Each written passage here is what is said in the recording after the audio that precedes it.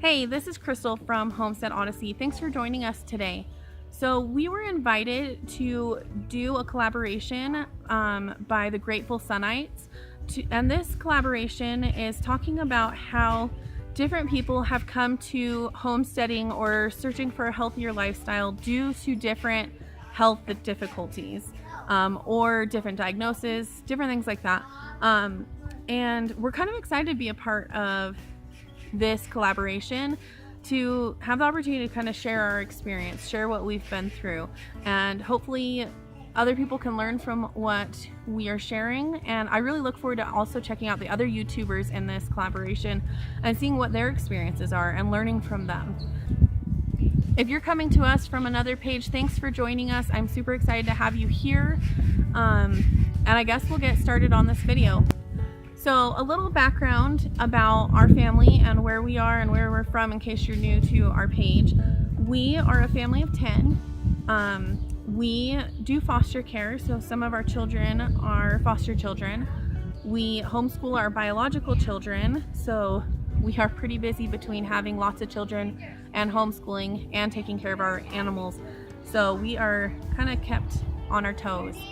I'm trying to film this with kids outside playing because it's a beautiful day, so don't mind the extra noises from kids and cars, and just try to do the best I can so you can hear me well. So more about us. We live on a 1/4 of an acre. We have a large-ish size backyard for where we live. We're trying to convert that backyard into almost kind of a mini homestead for our family. And kind of what brought us here originally, we always had the best intentions as parents. We wanted to eat healthier, teach our kids healthy, lifestyles. We wanted to teach them to like fruits and vegetables, which hasn't always worked out.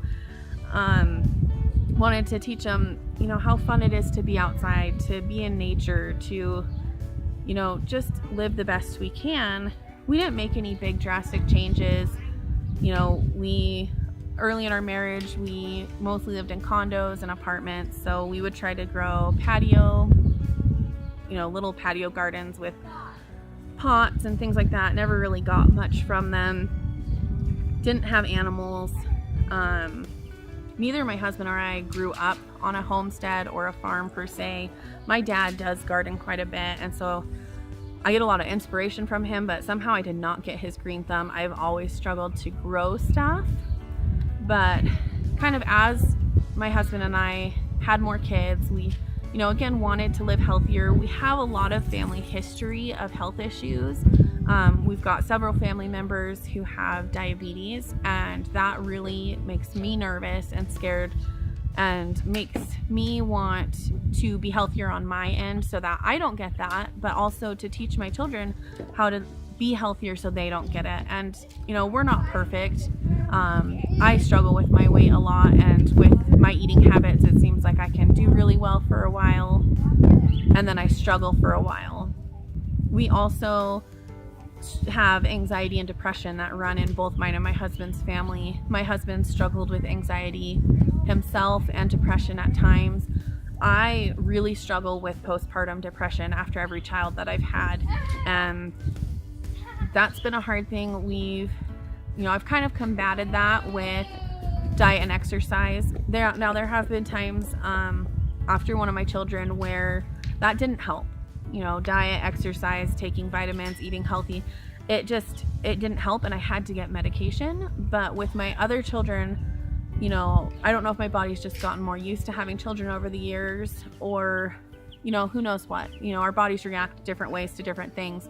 But I haven't had to go on medication after my last couple of children. But there are still bad days. There's good days and bad days, and you just have to know what to do to get through those days. And so, mine and my husband's struggles, our family history of different health issues have brought us to want to improve our lives and improve our health, but we really didn't make any big drastic changes until about 4 or 5 years ago. So our second son, he had been having a lot of struggles, and we were struggling to find out how to help him. What was he struggling with?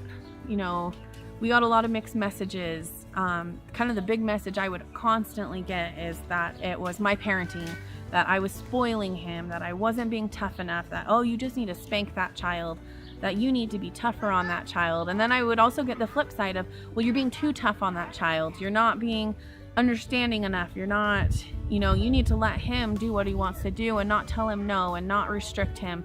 And we just, as young parents, we struggled to know what to do or where to turn and how to help him.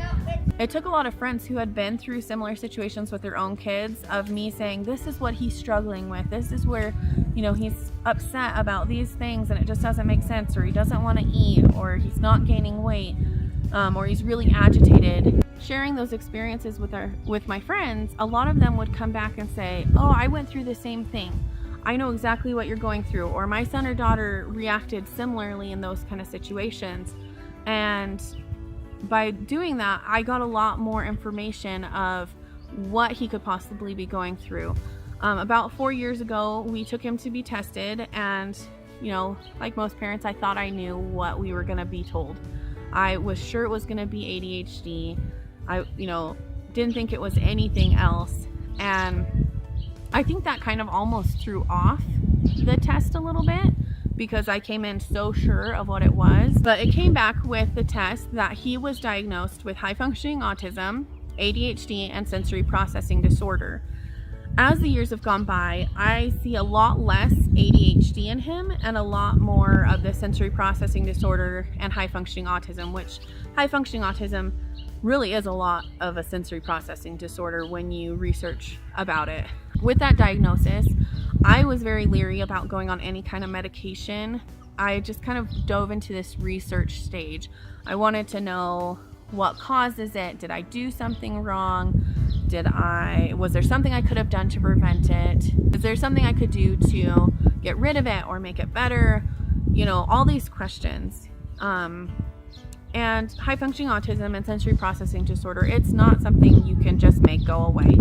He will have those struggles the rest of his life, but there are ways that we can lessen those struggles, ways we can help him learn to communicate, to work through them, to help lessen some of the things that throw him off. One of the big things that through research and through a friend who suggested it, is we did a diet elimination.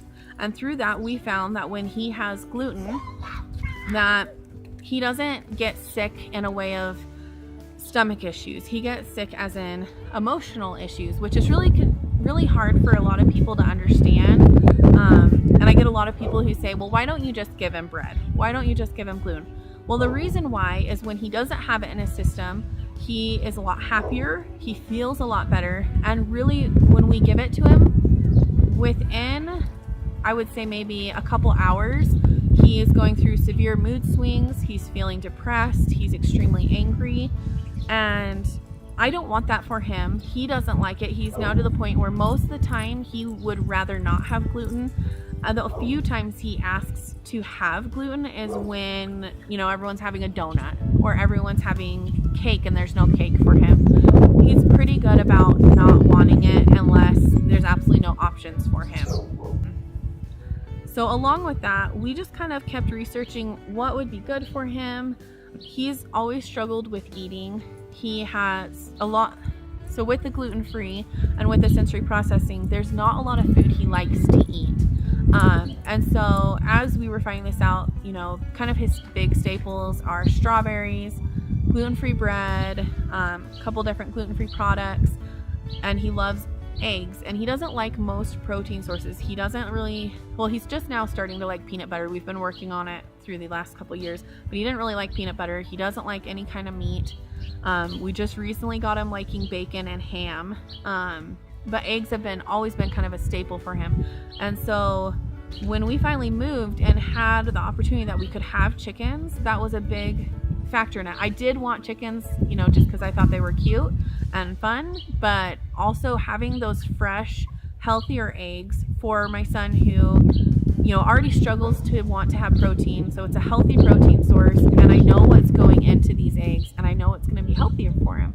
So that was a big push to provide some healthier food. I always wanted to grow strawberries for him because that is like his favorite fruit. Like he would sit there and eat strawberries forever if we gave him the opportunity to, but they're kind of expensive out where we live and they go bad really, really fast. I don't know why, it just seems like fruit goes bad really quickly here.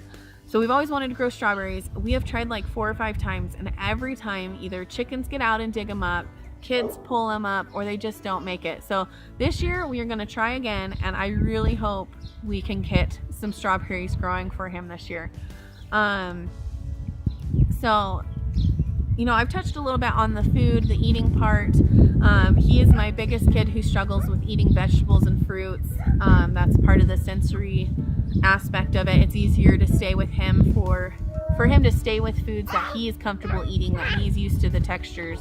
And so we're still working on getting him to branch out a little bit. Come here, you want to sit with Mom? Now, the other part of homesteading that a lot of people don't think about when it comes to special needs, and this is one thing that I really have loved, and it kind of coincides with the fact that we homeschool. When you live on a homestead or you utilize your backyard as a homestead, you're outside more.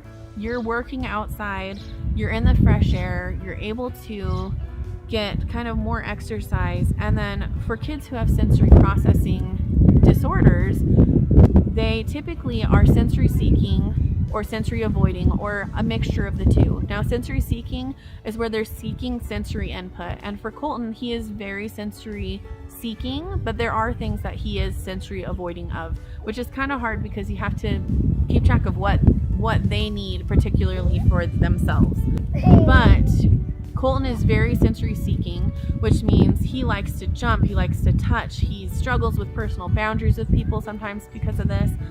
But the great thing is I can have him hauling rocks, or I can have him helping me move dirt, or we can send him to jump or to swing, and he gets that therapy that he needs by doing things outside in the sunshine, in the fresh air. Now, occupational therapy is a great thing for children with high functioning autism, sensory processing disorder, and even ADHD. But where we live in our small town, there is no private occupational therapy available. We looked into doing it with our school, and the local schools weren't interested in helping him because he struggles more with gross motor and needing sensory input, and he doesn't struggle with his fine motor. So he can grip a pencil fine, he can cut with scissors just fine, he can glue things just fine, and the schools are more worried about that because they need that to do their schoolwork. He needs a different kind of occupational therapy than just fine motor. And so that's one thing that I really love, that living here, doing the things that we're doing, he's able to work on using his gross motor skills, getting sensory input, using his fine motor skills, and it's just almost kind of doing therapy at home in a way. One way that my kids are able to work on their fine motor skills is with helping with planting seeds, pulling weeds,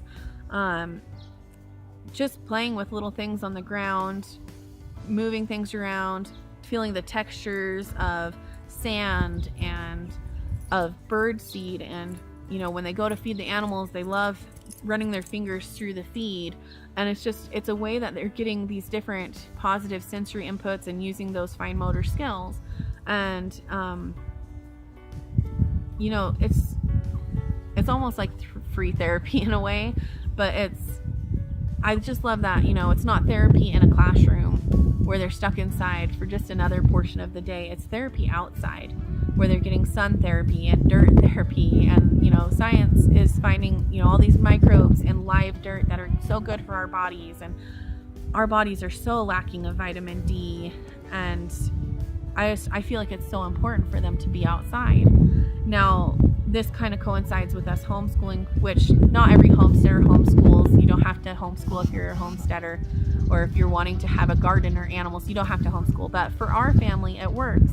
And it's, you know, we started homeschooling before we knew about Colton's diagnosis, but I'm grateful that we already were, because it kind of already had us committed to homeschooling. And homeschooling's allowed us that he can get those breaks he needs. You know, with his different diagnoses, he struggles to sit for long periods of time. And, you again, this is where you get the mixed messages from all the different people who say, well, you just got to force them to sit down, and you just got to make them do that schoolwork nonstop. And it just makes him miserable. Yeah, and we can do an assignment and do it together, and I can help him where he's struggling, which, he would get that help in school, because he would need it. But then when we're done with that assignment, I can gauge whether he's okay to go for another assignment, and we'll do another one if he can. But if he's getting to the point where he's getting agitated, where he's getting antsy, I can send him out. He can go jump. He can go play with an animal. He can go wrestle the dog. He can go feed a chicken. He can go build Legos, And I like that we can also work in his different likes and his strengths into what we homeschool. We also do 4-H, which I think is great if you have animals, and if you don't have animals, I think 4-H is great. You can learn a lot, and we incorporate the animals and 4-H into our homeschool quite regularly. Sorry, I've got a baby walking under the tripod, so hopefully it doesn't move too much. But just recently, he was studying about how to take care of goats, because next year he can raise a goat for 4-H. And so he's studying it for 4-H, but he's also studying it for school. And he is working on, he's working on his typing skills, because he had to type up what he learned. He's working on his research skills, because he had to watch some videos and read some articles on how to take care of a goat. And then now he's putting it all together in a poster to take for 4-H for fair. And so it's just kind of using every bit of life and teaching him that you can learn from everything that's around you. And I know this is kind of getting a little ways off of the whole diagnosis into homesteading, but it really is a part of it. One thing I also wanted to touch on is 2 of our other children, we're seeing some possibilities of sensory processing disorders. Nothing at this point that we feel like we need to take them in and have them diagnosed, but something that we're keeping an eye on. My youngest son, Thatcher, he struggles. He's more sensory avoiding. He really struggles with being dirty, being wet. He's very scared of bugs and flies and bees. He's very nervous about things. And he's been this way since a baby. He's been just kind of nervous, sensory avoiding. He doesn't like sound, too much touch, unless it's on his page, then he likes to be cuddled. But again, he's able to, while we're here, get those sensory inputs that can help him kind of get used to and regulate some of those sensory struggles that he has. He still struggles. He's still afraid of bugs, and for Easter, the Easter Bunny brought us a bug kit. We actually got 2 of them, and that has been like his favorite thing, to go out and find bugs, which normally he could not stand. And it came with little tweezers, and he still won't pick them up, but he'll use the tweezers to pick up the bugs and put them in the kit, and then he'll carry them around and look at them. And we're hoping this will help him feel a little more comfortable, out in nature, around animals and creatures that make him nervous. Hopefully this will give him that opportunity to kind of get through some of those fears without, just forcing him or just telling him to get over it. We're kind of helping guide him through that process. There's a lot of improvements we still want to make, through research and through a lot of studies that are actually just recently coming out. There's a lot coming out about how harmful plastics are, and I know it's been talked about for years, but there's more scientific studies that are coming out showing, what's been kind of said over the last 10 or more probably years about how harmful plastics are and how they can be dangerous, especially when heated. I just recently read a study that recently came out, I want to say in the last week, about how cups and bowls and kids' utensils that are being microwaved or even just dishwashered, how they are breaking down and releasing toxins into food. And here I've got kids who are struggling with, sensory processing and high functioning autism. They are considered neurological disorders. I know a lot of people think they're behavior disorders, but they're actually neurological disorders, and they're finding it's because of brain function that's struggling, which is causing this and throwing it off. Sorry, I say a billion times. So when you're putting chemicals into your body that your body can't process and are hard for your body, it's going to make your brain and your their body function not at its full capability. And same with diet. You know, that's all the things I've been researching is the diet, the things we're doing on our day-to-day, sitting in front of the TV all day, just having no goals, no motivation, no connections, you know, those all hinder how our body functions. And by living a homestead lifestyle of having goals, having projects, making connections, working with other people, and even working with animals, all these things help our bodies, you know, function better, feel better, work better. And that's what I want for my kids. I want them to be the healthiest they can be.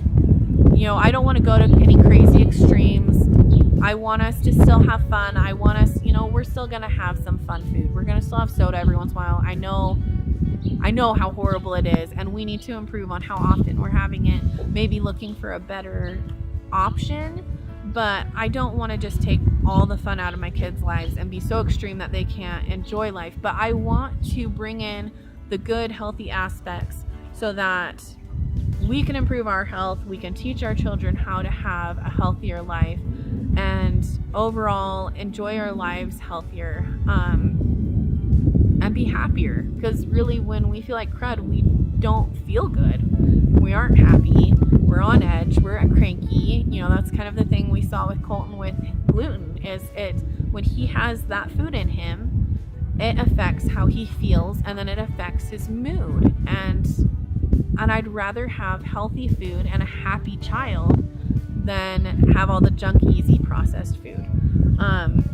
And again, like I said, we're not perfect. We still have stuff that I wish we didn't eat. We still don't get out as much as I wish we would. You know, now that the sun's out, I feel like we're able to get outside so much more.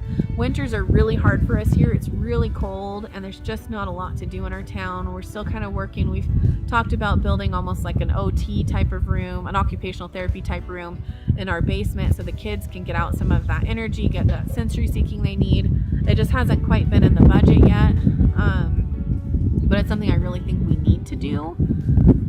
Really, our health issues and our son's diagnosis has brought us to want to live this healthier lifestyle.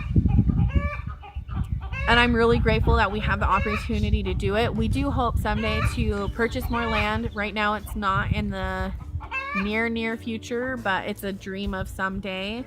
But we're grateful that we even have the opportunity to have chickens, to have a garden, to have enough space to move and run around. And this chicken just really wants to talk to you today. I hear you. I'm guessing she laid an egg. A lot of times chickens like to brag when they lay an egg, or someone else does. This is Thatcher from Homestead, Odyssey. We got a chicken egg that's Hold it up higher. Pretty. It's going to be ours to eat and cook. In wrapping up, I wanted to say whatever health issues you may be struggling with, I would highly recommend researching, you know, what's causing those health issues, and then look a little deeper into how to naturally treat them. One thing I did want to make sure that I pointed out is our son Cole, he is on medication for his autism and ADHD. I'm not going to go into what kind of medication he's on, whether medication is... Stop. Whether medication is right for you or not. And I think that's very much an independent thing, that you would have to research that and trial and error. And I don't know if he'll be on medication the rest of his life. That's something that we will just have to see. But I feel that the more healthy of a lifestyle we can give him is the better chance that he may not have to. And I don't feel like a failure, or like he's failing, or anyone's failing, that he has to be on medication. You know, like I said before, it's a neurological disorder, and that is what it is. And sometimes you have to medicate some things. I would be cautious, and I was very cautious about putting him on medication. We took it very slowly, and we're not willing to just kind of rush right into doing that and to going in heavily. We have seen a big improvement for him with his medication, along with the lifestyle though we have. I guess I wanted to share a little bit more about the things that have been helpful to him. I touched a little bit about the gross motor and fine motor sensory inputs, and all those kind of things.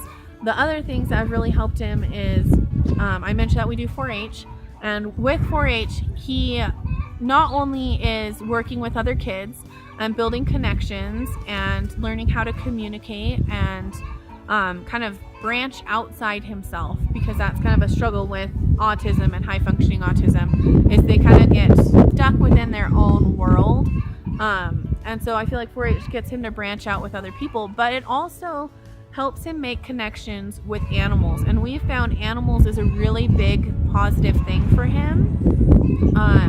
He really enjoys just, you know, petting chickens, cuddling with them.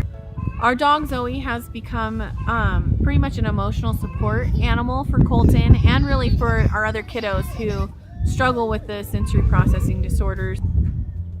She's really good at helping them kind of get grounded, and grounding is where, you know, they're kind of upset and they're this kind of emotional mess, and she's able to come and be near them and let them, you know, pet and touch her, and it kind of brings them back into the moment. You know, between the chickens and our dog, and then now we have our goats, and they haven't been so much the tactile support that they need. For Colton, the goats have more been kind of that gross motor, that push and pull. They aren't the best at walking right now. We're working on training our kids to walk, and we're really kind of struggling with them. They just want to drag the kids around. But for Colton, that's actually good, because with his sensory seeking, he's holding onto that leash and that goat's pulling him, and he's got that big kind of sensory input there.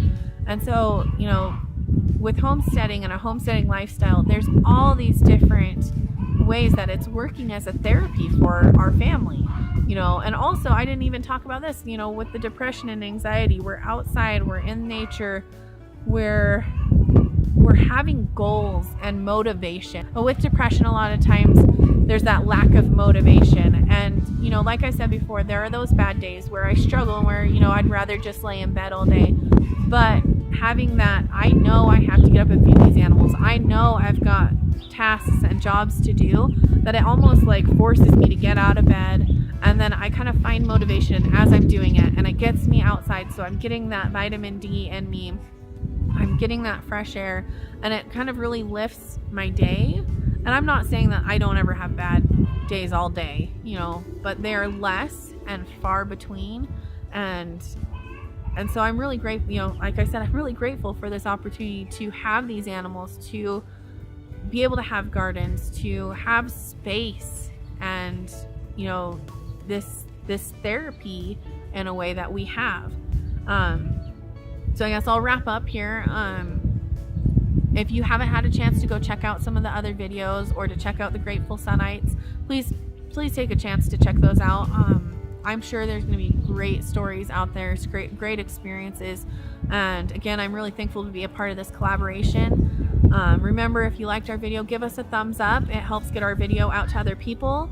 And if you want to check out our channel more, check us out, and make sure to subscribe so that you can see the rest of what we're doing. Bye-bye. And thanks for joining us.